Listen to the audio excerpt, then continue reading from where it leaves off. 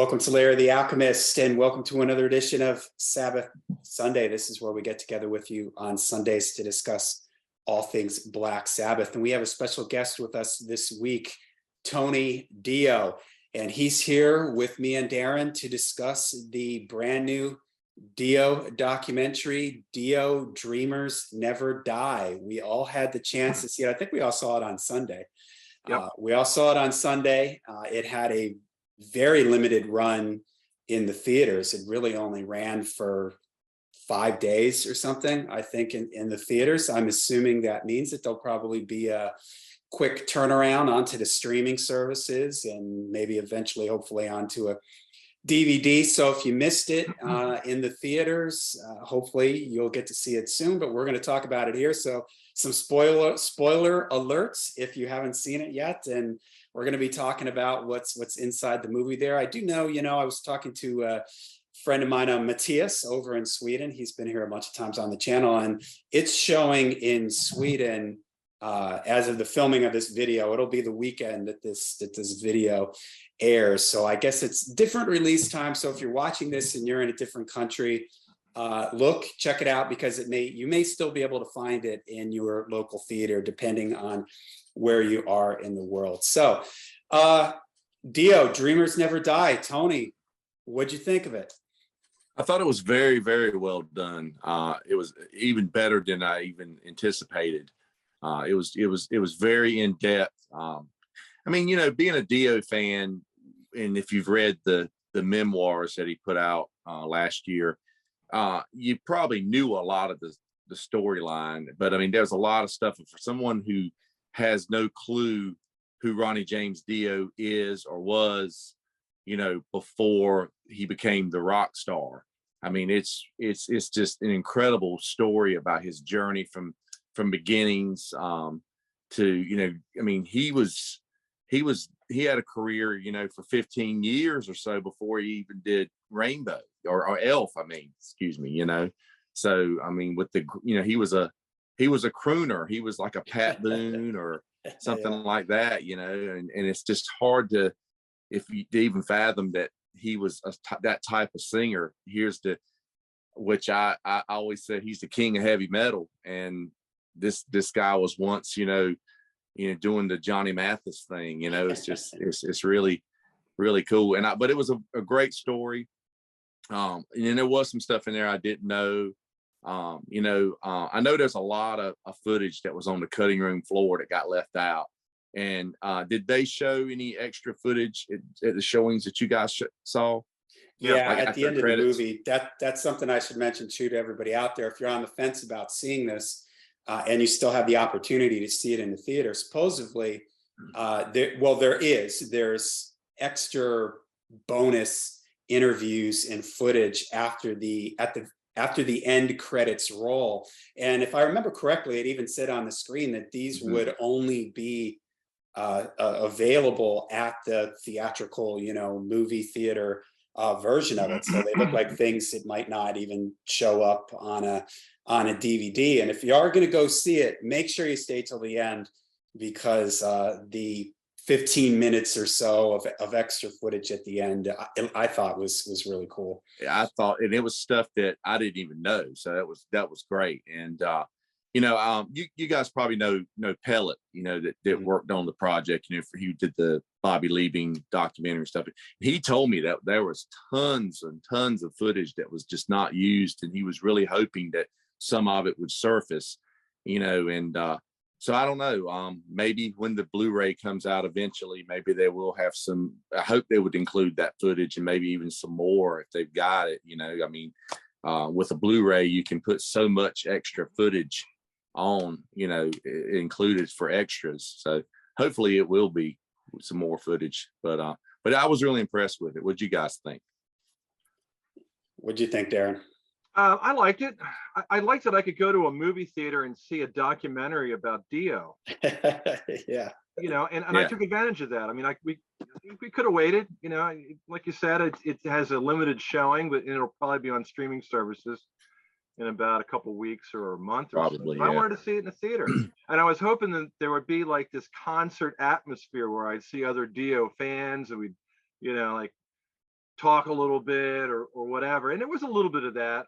Unfortunately, the weather was really bad here on Sunday, and it wasn't a great turnout at the movie theater. But there's people there, and wearing their Dio shirts, rainbow shirts, Black Sabbath shirts, and it was pretty cool. So I think it's great that there's a Dio documentary in a movie theater in a public place. You don't have to get it on Blu-ray or watch it on Amazon or whatever. So I like that. Overall, I thought it was great. I mean, I learned some things. I think we all collectively know quite a bit about Dio, being lifelong fans pretty much. But yeah, there are some things that I learned watching it. There's some great moments, some testimonials from people. The Win Davis, I got to admit, towards the end, man, I got a little choked up. Yeah, he did. Yeah, God, yeah, man, that was that was powerful. There's some other testimonials that I'm not really sure why Jack Black was in it. He worked with Dio for a minute. I like Jack Black. I think he's funny. You know, he's pretty cool. But I'm not really sure why he had so much footage in the Dio documentary. Likewise, Dan Lilker. I mean, I don't know. I mean, I like Dan Lilker. I'm all the various projects. I think I own most of them. I'm not sure why he was one of the primary speakers in the documentary. Maybe there's a reason. I don't know what it is. But it certainly didn't do anything to diminish the quality. It was just kind of curious, like why Dan Lilker? yeah. Maybe gotta Claude agree. Schnell would have been a better choice. Maybe Claude was approached and didn't want to do it. I would have rather have seen people that had some significance to Dio's career. I would have rather seen people that could speak from experience, having known Dio, and make some anecdotes or some stories about things that Dio did while they were working together that might have been really valuable in a documentary. But you know, you can't have it all. Wendy Dio certainly was a primary character in it, and she was good. There were some things that I thought were a little bit strange about some of the historical events that I don't necessarily think were completely accurate, at least based on what I've heard from various sources. Everything was pretty much through had to go through the Wendy Dio filter. But that's okay. You know, I mean, obviously there wasn't anybody as close to Dio as Wendy, so it's got to be somebody. It might as well be Wendy. But overall, I thought it was really good. I was really entertained by it. I felt like I was even more of a fan after watching it, and that's no easy task because I was already a big Dio fan prior to seeing it. But yeah, I mean, like I said, the Win Davis thing, man, that really got me. I was getting kind of misty. I was looking around, seeing if anybody else was too. Yeah. But it was really good, and it was also cool. You mentioned Pellet. Pellet's a friend of mine. It was really cool seeing him in a little cameo. Yeah.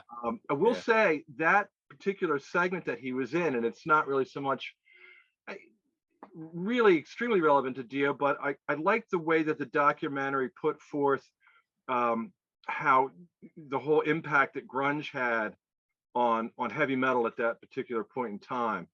And I liked what Don Dawkins said when he said they showed a clip of Poison doing Unskinny Bop. Don Dawkins, Bop. Unskinny Bop Bop. You know, you never hear Dio doing a song like that. Yeah. And then they had the scene where Pellet was playing the A&R, the radio guy, and had the box, and he was putting all the metal in the box to make way for grunge.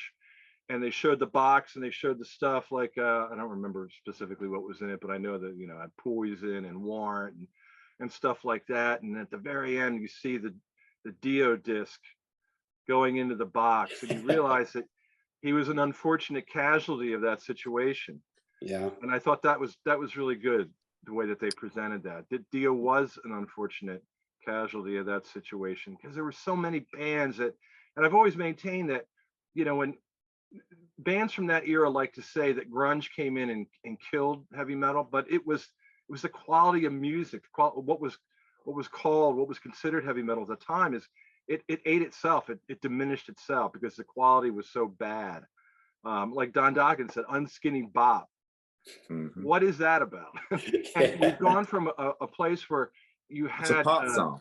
Dio, where he was singing about things that, it brought people together. It had some significance. It had some meaning. It had an emotional content and substance.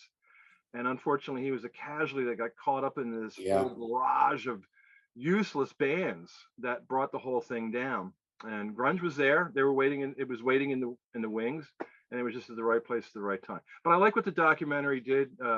If the writers were responsible for that, and I'm sure they were. I like that they brought that out. That I thought that was a really cool aspect of the movie, and really gave you some insight into Dio, the second part of Dio's career. And John, you and I were talking about when we were talking about our Sabbath songs that either solo Ozzy or solo Dio.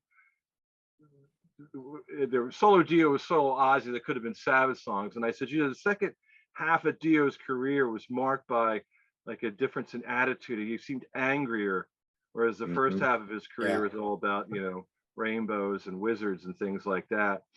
And after or during, I guess, spiritual Strange Highways, after Dehumanizer, it seemed like he was angry, and I guess a lot of it had to do with the musical climate and the business and stuff like that at the time. And I liked that the documentary kind of set the background for that. So yeah, it's pretty cool.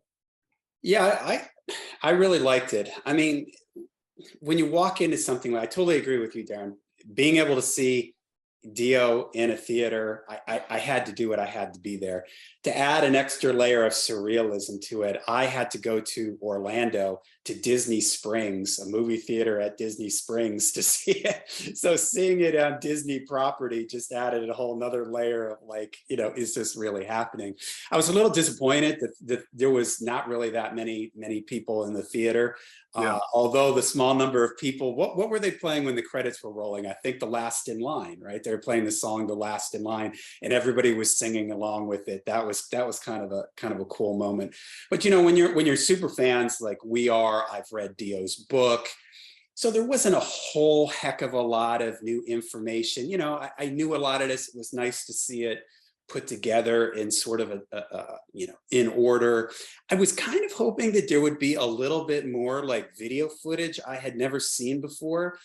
There was some clips like during the Vivian Campbell era would look like them in the studio, like Holy Diver area, Vivian looking just very brief like clips of them, and I was kind of hoping for more of that. There's one where they kept coming back to of Ronnie at a grill, and I think he had a rainbow shirt on, looks like he's in his backyard or something, flipping a burger. I was kind of hoping for a little bit more like unseen footage. Unfortunately, like a lot of the there was a lot of stuff that I've seen just on YouTube, clips of him in the studio and stuff that I've just seen before. So I was hoping for a little bit more of that. I'm like you, Darren, there was, and again, this is hard. Dio had such a long career, like Tony, like you were mentioning. I mean, he was started in like 1955 or something. I mean, that's like before rock and roll. That was like rock and roll just was started in 1955. I mean, he was there from the beginning. So when you have a career as long as Ronnie's, it's really hard to fit all that into what was already a pretty long movie. It was like a 2-hour long movie. Yeah, 2 hours. So I knew going into it that, okay, they're gonna have to, I knew going into it, all right, we're gonna get stuff about his early years before Elf and all that. They'll talk about Rainbow Rising. They'll have it, the touch points will be Rainbow Rising, Heaven and Hell, and Holy Diver. Those will sort of be the pillars that they'll sort of revolve around and spend the most time on. And I knew that coming into it.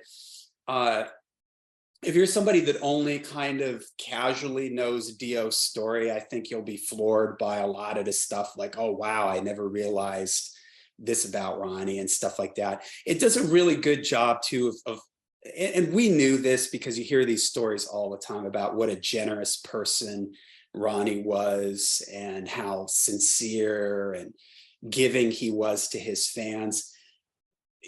we all know how the movie was going to end. And so you sense it coming.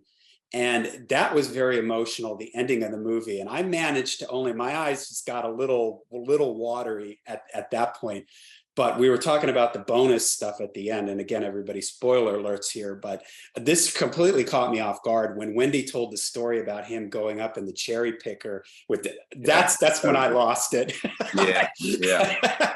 That completely caught me off guard. I wasn't expecting like a tug at your heartstrings story that late. And because the stories before that were all sort of humorous. And so I was expecting these outtakes to just be fun.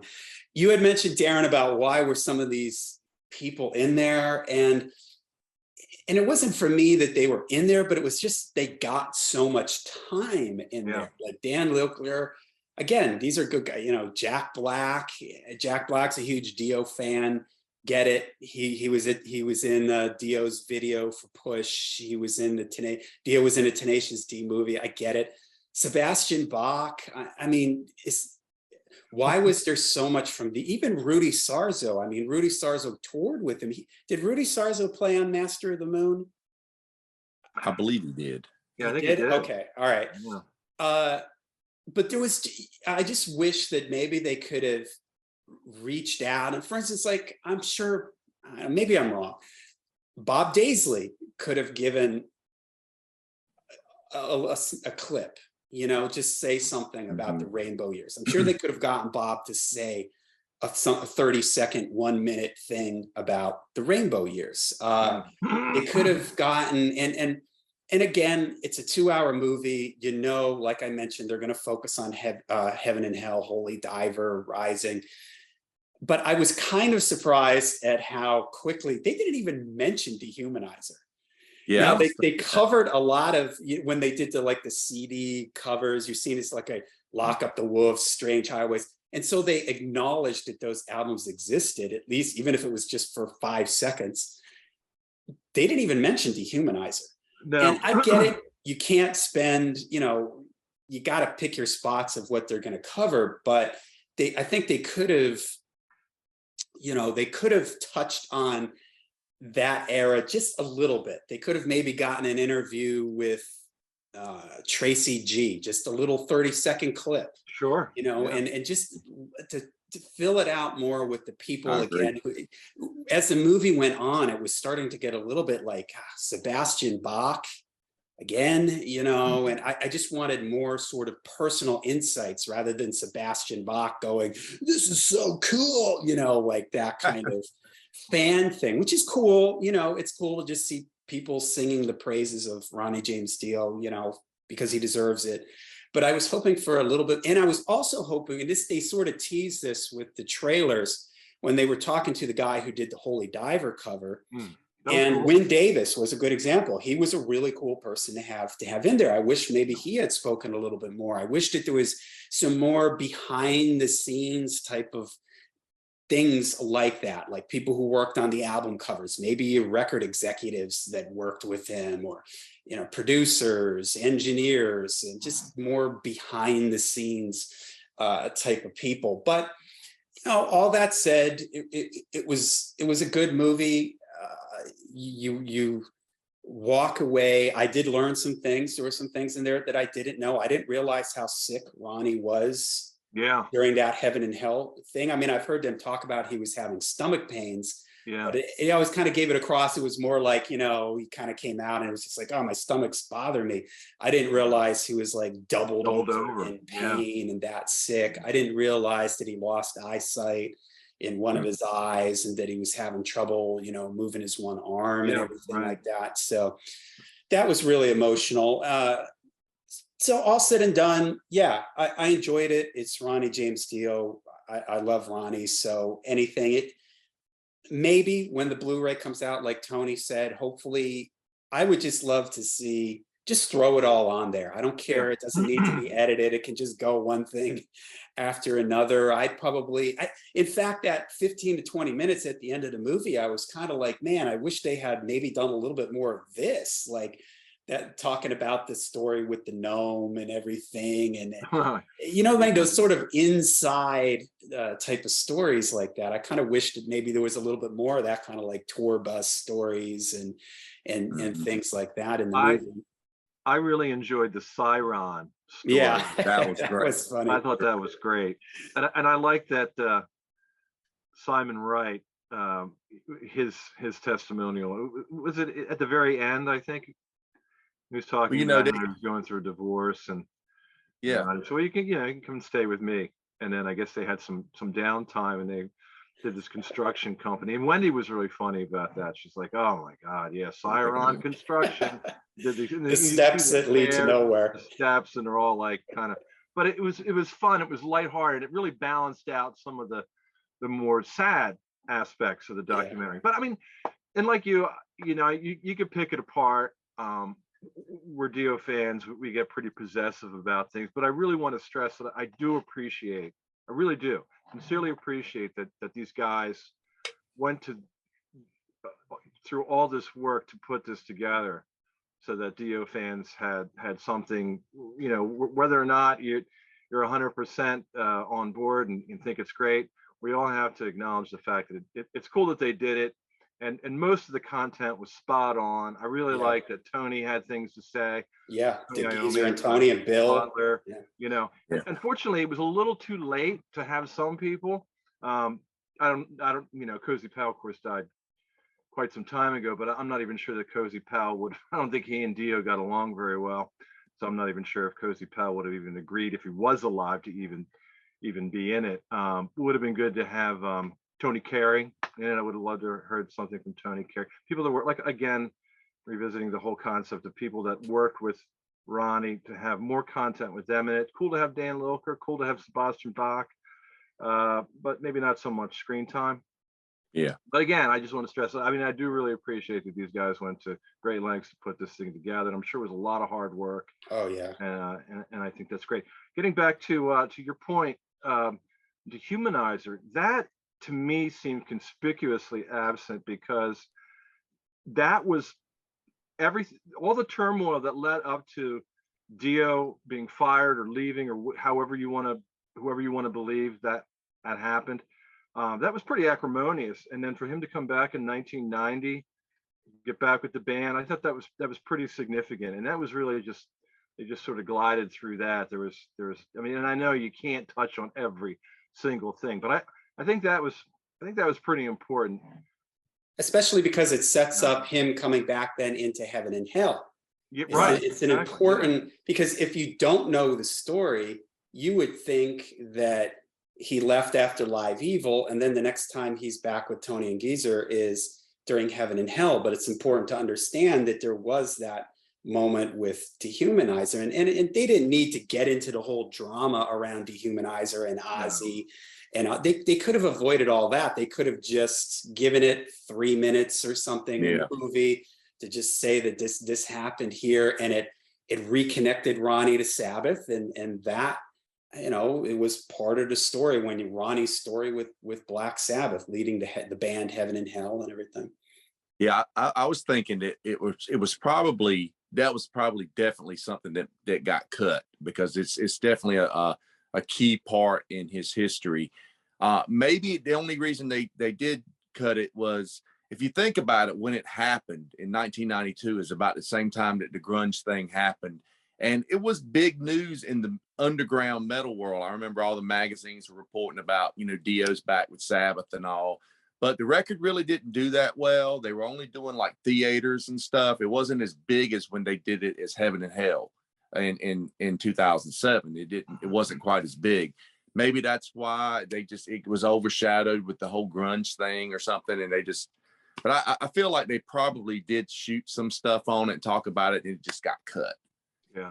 Because it is a key point in his career. In some ways, it's almost like it's a big enough event that to just give it 2 minutes. Exactly. You couldn't have done it with just 2 minutes to do any kind of justice to that. You probably would have had to dedicate 5-7 minutes of the movie to it. That doesn't seem like a lot, but in the grand scheme of the movie, and it blew up, the way it blew up with the whole the way it ended. Yeah, with the exactly. So maybe they just felt just like, said, you know what, that's but I'm going to still go into kind of too much. surprised they didn't, you know, they showed Strange Highways and Angry Machines, and I think that they, you know, mentioned them in name. And even with Dream Evil, I in my mind, I was thinking, okay, they're going to talk about Vivian Campbell leaving. They're going to talk about Craig Goldie and Dream Evil. And then that's when they're going to hit the fast forward, and then they'll just cover everything else. I was kind of surprised that they didn't.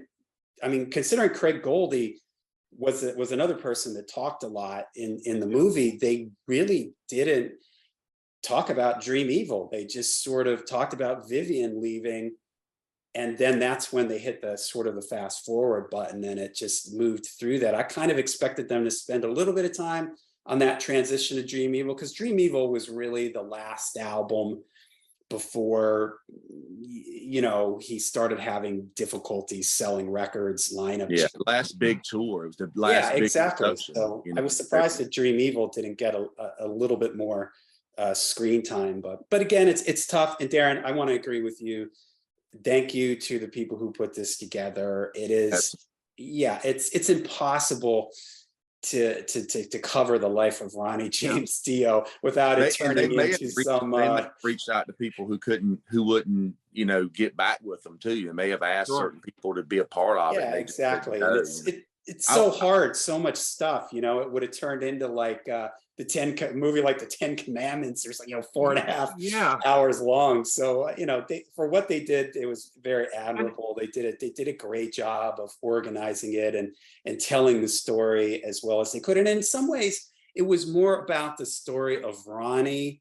I mean, of course, the band stuff is important, but it was part of it too was more about Ronnie James Dio, the person. It wasn't always necessarily about, and then he sang on this record, or that like you're compiling some sort of discography on the guy or something. It was more about Ronnie the person. Yeah, and you hit on something right there. I was going to say it's the whole thing was when somebody is saddled with the task of putting this thing together. It's like, how do you do it? Do you just have a chronology of events and paste it all together in order, or do you try to have a central point? Is there like a plot line? And I think in this, the plot line was everybody. It was centered around Dio as a person, getting to know how kind he was to people, that he was larger than life, and talent and determination, and a lot of good aspects of his character, but also that he was pretty down to earth, and that he was a good person. And I think you're right, John. I think the central theme of the documentary was to talk about Ronnie, not so much, you know, well, this happened in such and such a year, or 1975 he did this, you know. And it gets kind of like you don't really get to know too much about the person that the documentary is centered on. You get to know a lot about the events that were part of his life, but you don't get to know as much about him as a person. I think the documentary was pretty successful in getting that point across. So, oh yeah, for sure. You know, you can't have it all. I wanted to bring up, you were talking about the Jack Black thing. The one thing that I did like about the Jack Black interview was when they were talking about the recording of the spot for the Pick a Destiny movie, the microphone. Yeah. That is just, I won't give anything away, but when you see that, it's just, it's pretty mind blowing that, you know, Ronnie went in and he knew what he could do with his microphone. And they're just like, oh, you know, now we got state of the art stuff. Yeah, that's a good story that was in it, you know. If you view the movie that way, Darren, like you mentioned, and you think about Ronnie's life, you have his early years before bands, playing the trumpet, his family life. Mm-hmm. Then you have the kind of crooner years, Ronnie and the Red Caps, all that stuff. Then you have the Elf years. Then you have the Rainbow years. Then you have the early Sabbath years. Then you have his early solo career. Then you have sort of when his career was on the downswing, the 90s and everything like that. Then his return to heaven and hell. And that's sort of the way, if you were to, I'd imagine if there's a Blu-ray, that's how it's going to be divided up. You're going to have the early years, you know, the crooner years, Elf, Rainbow, first run in Sabbath, solo career, 90s, down and out in the 90s. And to mention that, Ronnie, I did really like that they had.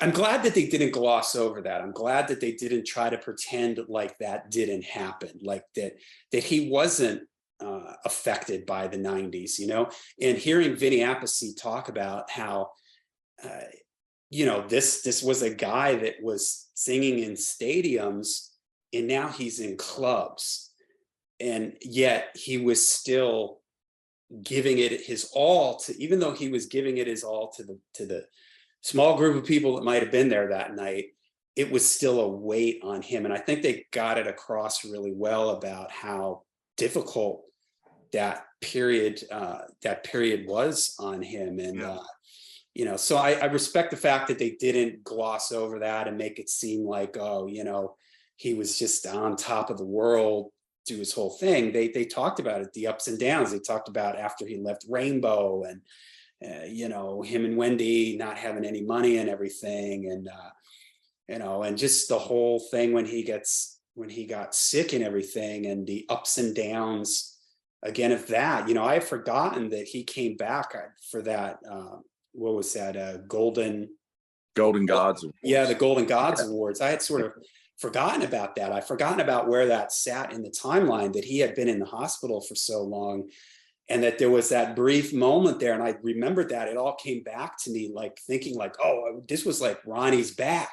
He beat this thing, it's like, okay, Ronnie's back. He's going to be out on tour, hopefully soon or something, you know what I mean? And then it wasn't really that long after that award ceremony where he passed away. So it's a real testament to Ronnie as the person, and again, when it builds up to the end there, you feel a real emotional about it, because it seemed like it happened, so quickly, like it just was like, wow, it just happened. And then he was, and then he was gone. And, he again, he's one of these, he was around for so long. He's like a Lemmy. You never expected him to not be there.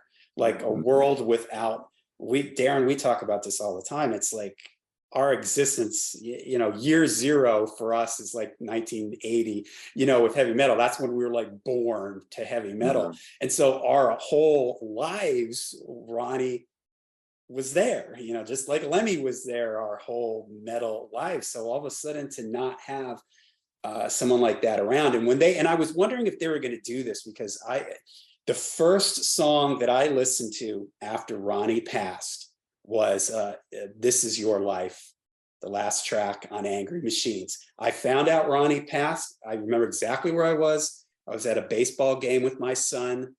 No lie. It might have been you, Darren, that sent me a message, or maybe it just showed up on my phone. Somebody sent me a message, he passed.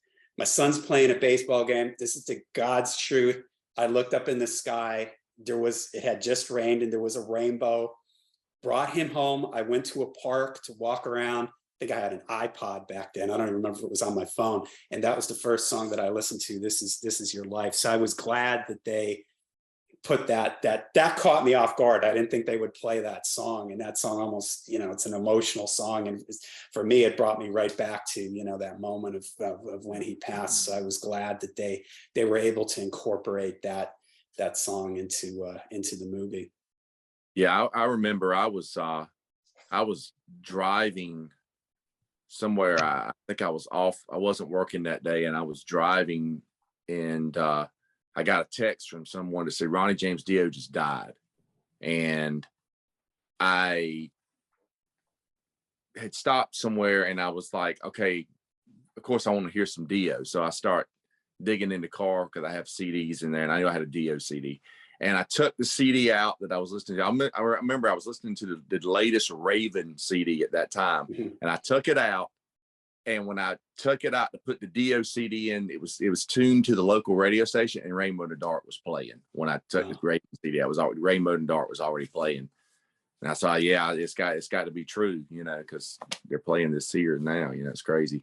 I have a really good friend as well. He was you guys seen the live at Radio City Music Hall, of course, all the behind the scenes footage and all. They interview this guy that's got a bunch of tattoos. He's got the Pope on the rope and all. He's a good friend of mine. His name is Rich Johnson. He's a truck driver for Upstage, and he did a lot of Sabbath tours and stuff. And I immediately called him right after that, and he was just speechless, because he was out with Ronnie several times. And I know the last tour that I saw Ronnie do was the Heaven to Hell tour for the Devil You Know, about 9 months before he died. And Richard was driving for Upstaging on that tour. And he was telling me, he said, man, Ronnie will just come out to the truck. And he said, I'll be sitting in the, because most of the time the truck drivers, they have a sleeper. So they just kind of sit at the venue and they kind of chill there or whatever. He said, I'd be chilling out and somebody would knock on the window. It'd be Ronnie. Hey, Rich, what you doing? He would just climb up in the cab with him and sit there and shoot the shit with him. And Vinny would do the same thing. Because that last show that we went to, Rich got us working passes. So we're backstage hanging out while they're breaking the set down. And I get a phone call and I'm talking to a friend on the phone. I see Ronnie coming. And I said, hey, Ronnie, what's going on? He always remembered me. He come, hey, man, what's going on? I said, here's my friend Ray. He couldn't make it to the show. He takes my phone, walks off of him, and goes, hello, Ray. Sorry you couldn't make it tonight. Maybe next time, and he just walks off with my phone. He brings it back, and he's hanging out. And one thing that I do remember that night as well was he gave us some beer. He said, I got some beers in my dressing room if you guys want them. My stomach's been all fucked up, and he just, when he has, he had stomach cancer, he gave us some of the Bottletons, like English ale and the yellow cans. He gave us like a whole 6-pack of that. It has a little ball in it. Like, yeah, with a little ball in it. I go back to the hotel room, hanging out with some friends. We're like, this is Dio's beer, It was cool. But yeah, he was always the coolest, man, because I met him like several times and he was always so cool. I did an interview with him before I ever met him, just a phone interview. And so when I met him, I told him my nickname was Dio, and he would call me like Tall Dio. He always remembered me. He would, talk, and we'd hang out backstage and just shoot the shit for a little while and stuff. I worked as a runner for him. When he was on the Angry Machines tour, they played a small arena in North Carolina, and the promoter was just like guy that was just kind of a young promoter, kind of putting this show on. He was kind of in over his head, and he didn't hire any runners for the show. So me and a couple people ended up being the runners for the show that day. So we're going and picking the band up from the hotel and stuff, and everything. So that was really cool, That's awesome. And but like I said, I've seen Ronnie. I've seen him. He loved his fans. I've seen him stand outside of a tour bus for an hour after the show, and it's snowing, and he's signing autographs, taking pictures. Tour manager steps out. Ronnie, we got to go. He goes, just a few more minutes, just a few more people. And he wanted to make sure he met everybody and everybody got an autograph. Or he never did he never charged to meet him. I know that on the Metal Masters tour, Heaven to Hell did a paid meet and greet.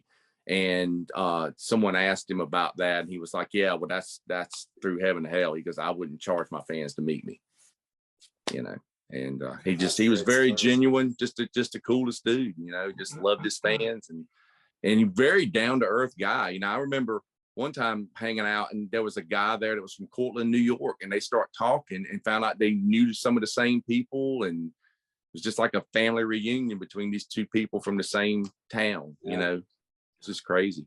I wish they had told the story, and I've heard this told a bunch of times from different people, of him being on the tour bus and he sees one of his fans in like a Dio shirt and it's like raining or something. I think it might have been in England or something. And the kid's like sitting on the steps of a library or something. And he tells the bus driver to stop. And he's to the kid, it's like a storm outside or something. He's like, what are you doing? And the kid's like, my ride didn't show up. I'm waiting for somebody to, I don't have a ride home or something like that. And Dio brings him on the tour bus and has the tour bus driver like take the kid back to his house. I mean, it's just endless stories, and you hear this all the time from people telling these stories. And it's great because Ronnie is this, and they say something in the movie about, I can't remember if it was when they were talking about the 90s. They talked about how Ronnie's lyrics, even though they were dark, they weren't like depressing. You know what I mean? They're almost uplifting. Ronnie's lyrics were always like, yeah, you know, even though they were dark and they could be moody and stuff, and especially, you know, maybe during the Angry Machines and Strange Highways things, he never felt like a destructive person. He was always like he had a lot of positive energy. He exuded this, you know, There's a positive. silver lining.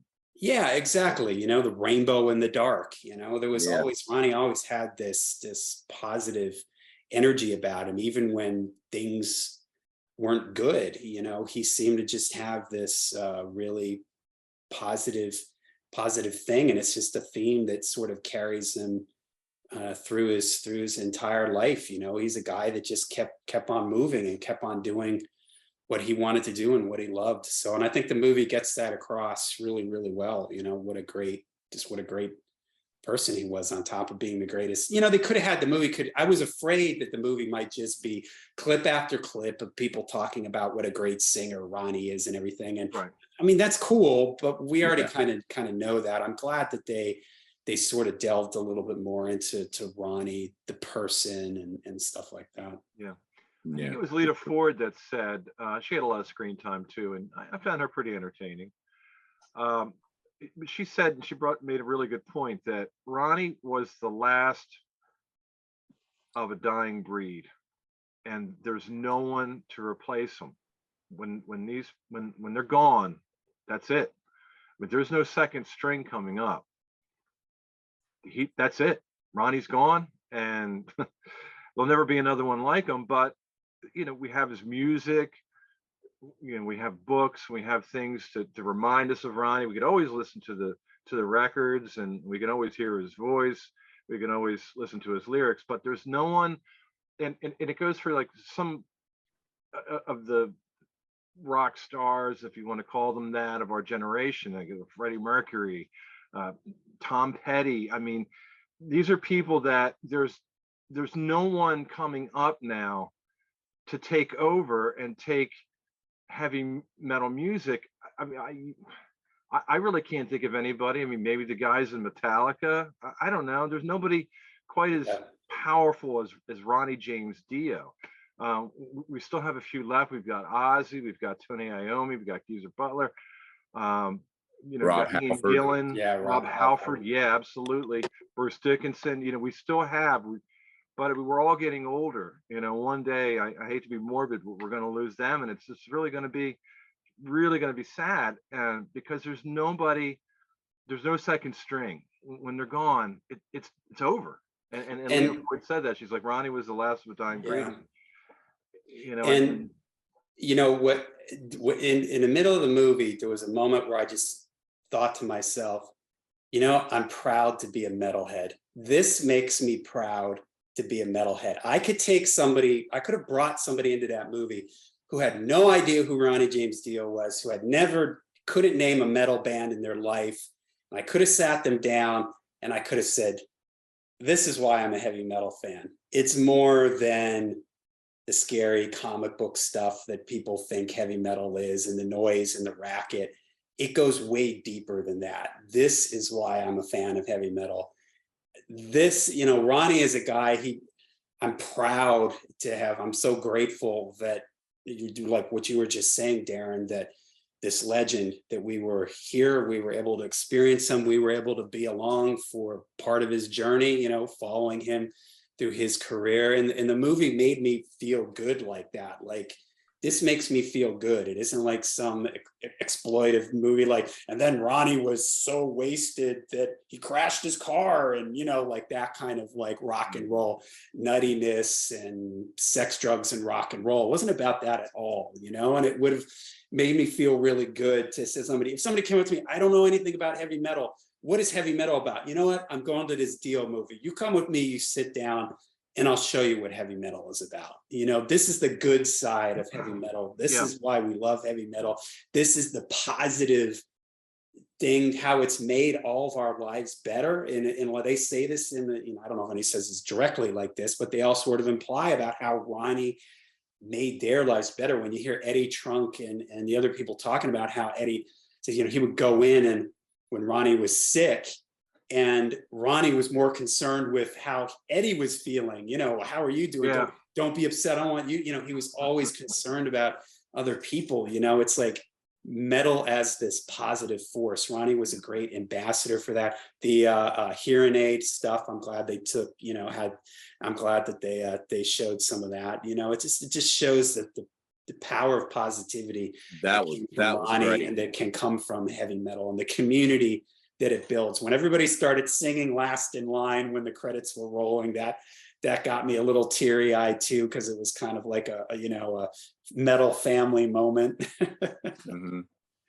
I hope that it comes out on Netflix or something, only so that I think a lot of people, maybe their first exposure, people that weren't normally into heavy metal or didn't know too much about heavy metal. I know that Netflix really promoted the movie The Dirt, the Motley Crue documentary, which was awful. I mean, and fictitious. yeah, I mean, there wasn't a single member that you really liked. I mean, but they also, like you're saying, a lot of people saw the Anvil movie on Netflix and they don't know anything about Anvil, but now they're like, hey, that's a pretty good story, and that's true. Story, yeah. That's a real great. documentary, Yeah, but I hope that maybe the people that think heavy metal is Motley Crue and sex and drugs, the Dio documentary has a good promotion on Netflix, and people watch it. Maybe they learn a little something about the community and the talent and the fans, and and the how it pulls everybody together. It connects people. It's not all about partying. It's an emotional, it has a lot of emotional substance, and people get connected to one another through it. So I think that's pretty important. And I think the Dio documentary would get that point across pretty well. Mm-hmm. All right. Well, I think that's a great way to sort of wrap this up. I think it's safe to say that we all really, really enjoyed the documentary. So if you're still out there and you have a chance to see it in a theater, you can Google it and it'll show you if it's in a theater near you. We highly encourage you to check it out. It's fun to see it in a theater environment. And if you haven't seen it, I'm sure it will be on streaming or DVD, Blu-ray, and all that stuff at some point in the future. I highly encourage you to check it out. If you're a Dio fan, you're going to love it. If you're just a fan of, if you got somebody who's, like I mentioned earlier, who doesn't know who Ronnie James Dio is, who doesn't know anything about heavy metal, this would be a great way to introduce somebody to an amazing singer and an amazing person. And like Darren said earlier, we're so lucky that Ronnie left behind such a vast catalog. I think Lita Ford says it, or somebody says it in a movie, that you have this guy that when you think of iconic hard rock metal albums, Ronnie is on 3 of them: Rising, Heaven and Hell, Holy Diver. I mean, Ronnie was right there. And so he has this immense catalog that we can go back to. And so I think we can all say also that we're, very thank you to the people who put this movie together and for doing this for Ronnie, because let's face it, I'm sure this was a labor of love too for them also. Ronnie is, even though he's a household name to us, to people outside of the metal world, that probably a lot of them don't know who Ronnie is. So this was a labor of love, I'm sure, for them, and I think they did an excellent job, and very enjoyable. And I think everybody's going to love it when they get a chance to see it. So if you have seen it already, please let us know in the comments down below what you guys think. And when you do see it, even if you see it later on, come back here and leave a comment so we can read about what you thought of it. All right. I'd like to thank Tony Dio for joining us here on our Sabbath Sunday. And we'll see. Make sure you check out Darren and I's podcast, Into the Void, a Black Sabbath podcast, linked in the description. And we'll see you all the next Sabbath Sunday.